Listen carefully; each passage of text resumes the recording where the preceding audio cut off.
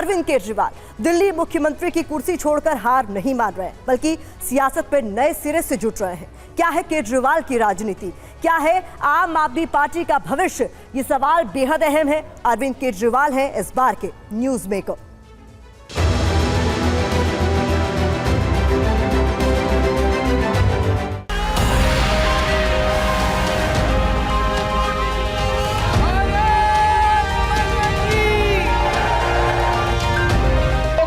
सरकार बननी चाहिए, जरा हाथ खड़े कर दें।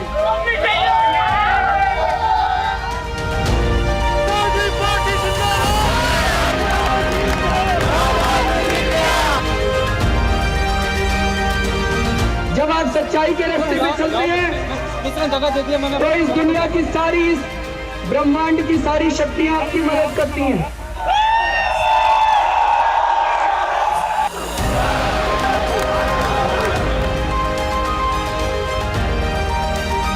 हमारी कैबिनेट मीटिंग हुई थी, हमारी कैबिनेट में मिलके ये निर्णय लिया कि हमारी सरकार आज इस्तीफा देती है। ये हमारा इस्तीफा है।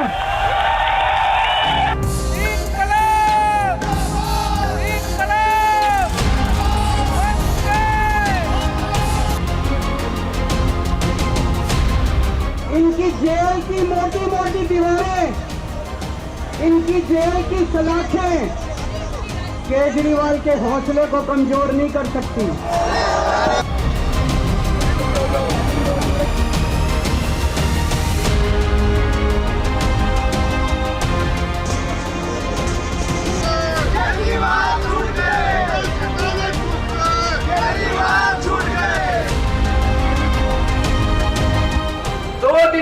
आज से 2 दिन के बाद मैं सीएम की कुर्सी से इस्तीफा देने जा रहा हूं, और जब तक जनता अपना फैसला ना सुना दे कि केजरीवाल ईमानदार है, तब तक मैं सीएम की कुर्सी के ऊपर नहीं बैठूंगा।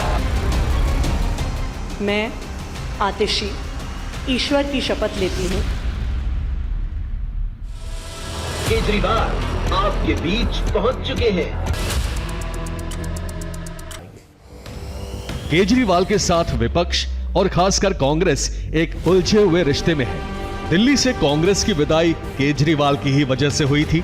अरविंद खुद भी पानी पी पी कर कांग्रेस और गांधी परिवार पर आरोप लगाते थे, लेकिन अब हालात बदल चुके हैं।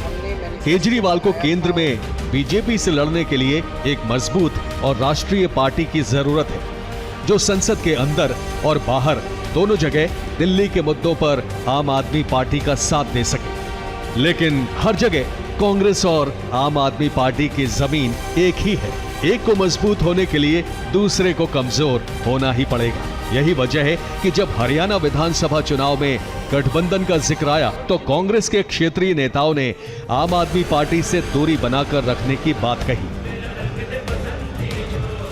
अगर मेरा पर्सनल व्यू है कि इनके साथ जितनी दूरी रखें उतनी ही हमें अच्छी रहेगी। पंजाब में हमने ये बात साबित कर दी, ये 92 से 32 पर आ गए, और 32 पर आने के बावजूद इनका जो तौर तरीका है वो आपके सामने। देखिए, मुझे लगता है कि अरविंद केजरीवाल के इस्तीफा देकर हरियाणा के चुनाव मैदान में कूदने, उसके बाद झारखंड का रुख करने, महाराष्ट्र की ओर जाने का जो मंसूबा है, वो मूल मंसूबा भारतीय जनता पार्टी का विरोध करना या दिल्ली की सत्ता पर फिर से काबिज होने से कहीं ज़्यादा ये है कि जो स्पेस राष्ट्रीय राजनीति में राहुल गांधी को मिल रहा है, इंडिया गठबंधन के कांग्रेस के अध्यक्ष, कांग्रेस के नेता के रूप में, वो उसको रिप्लेस करना चाहते हैं। आम आदमी पार्टी की मंशा पहले से ही ये रही है कि कांग्रेस का जो स्पेस है उसको आम आदमी पार्टी भरती चली जाए। तो अगर मंशा अरविंद केजरीवाल की ये है कि वो राहुल गांधी का स्पेस, राहुल गांधी का कद प्रतिष्ठा उसके बराबर आकर उसको रिप्लेस कर दें, तो मुझे नहीं लगता कि ये मंसूबा पूरा होने वाला है। आप जिन 2 राज्यों में सत्ता में हैं, वहां उसने कांग्रेस को ही गद्दी से हटाया है। यही नहीं, गुजरात और गोवा जैसे राज्यों में कांग्रेस के सामने चुनौती भी बीजेपी से ज्यादा आम आदमी पार्टी बनती दिख रही है। कांग्रेस जहां जहां कमजोर हो रही है, आम आदमी पार्टी वहीं मजबूत हो रही है। कांग्रेस भी सबसे ज्यादा असहज अरविंद केजरीवाल से होती है, लेकिन केजरीवाल की गिरफ्तारी के बाद विपक्ष ने लामबंद दिखने की कोशिश की। अब ये केजरीवाल पर है कि वो इस रिश्ते को आगे कैसे निभाते हैं।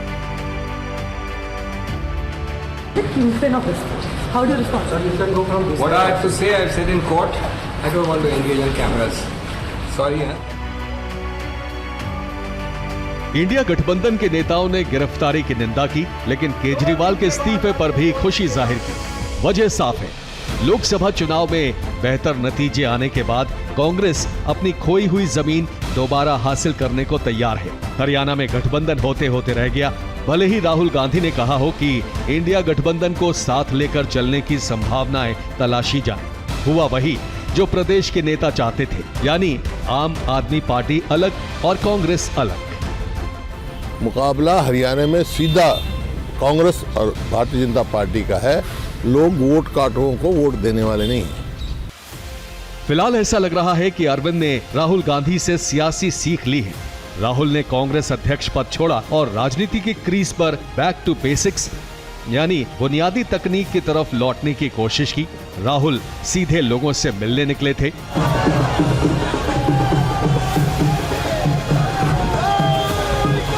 केजरीवाल भी सीधे वोटरों के बीच जा रहे हैं। फिलहाल वो कांग्रेस से सीधे टकराने से बच रहे हैं। यही वजह है कि हरियाणा में वो चुनाव प्रचार की शुरुआत हुड्डा के गढ़ रोहतक या बीजेपी सीएम नायब सिंह सैनी के सामने नहीं, बल्कि यमुनानगर से कर रहे हैं। ऐसा लग रहा है कि हरियाणा में वो सत्ता बदलने नहीं, सत्ता में हिस्से की लड़ाई लड़ रहे हैं, जो केजरीवाल की अब तक की राजनीति से बिल्कुल अलग है। वरना उनका अंदाज बड़े नेताओं की आंख में आंख डालकर चुनौती देने का रहा है। महाक्रांति का आगाज करने के लिए आया हूं दोस्तों। ये वही अंदाज था जिसने सियासत में आने से पहले ही अरविंद केजरीवाल को राजनीति का जायंट किलर बना दिया था।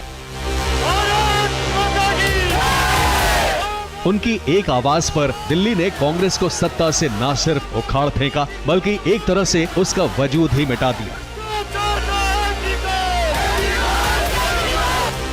आलम यह है कि कांग्रेस की मौजूदा विधानसभा में इकलौते विधायक राजेंद्र पाल गौतम हैं, जो आम आदमी पार्टी से आए हैं। यही वजह है कि केजरीवाल एक एक करके खुद लग रहे दागों को साफ करने की कोशिश में हैं। अरविंद केजरीवाल जी एक दूसरे निवास स्थान में प्रवेश करेंगे, अपना घर छोड़कर, सरकारी निवास छोड़कर, और सारी सुविधाएं त्यागेंगे। जितनी भी फैसिलिटीज और बेनिफिट्स बतौर मुख्यमंत्री मिलती हैं, उन सबको त्यागेंगे और त्याग करके जनता की अदालत में जाएंगे। अब अरविंद का अगला कदम खुद पर उठ रही उंगलियों को नीचे करने का है, हर सवाल का जवाब देने का है।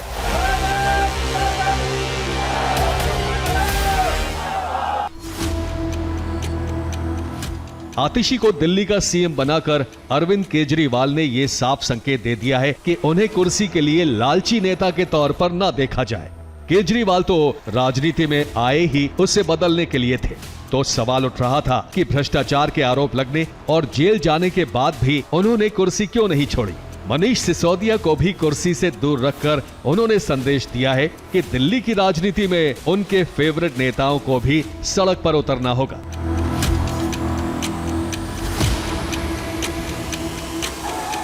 अरविंद केजरीवाल ने पहली बार इस्तीफा सीएम बनने के महज 49 दिन बाद ही दे दिया था। आज हमारी सरकार इस्तीफा देती है। उन्होंने अन्ना हजारे के साथ मिलकर भ्रष्टाचार के खिलाफ आंदोलन किया।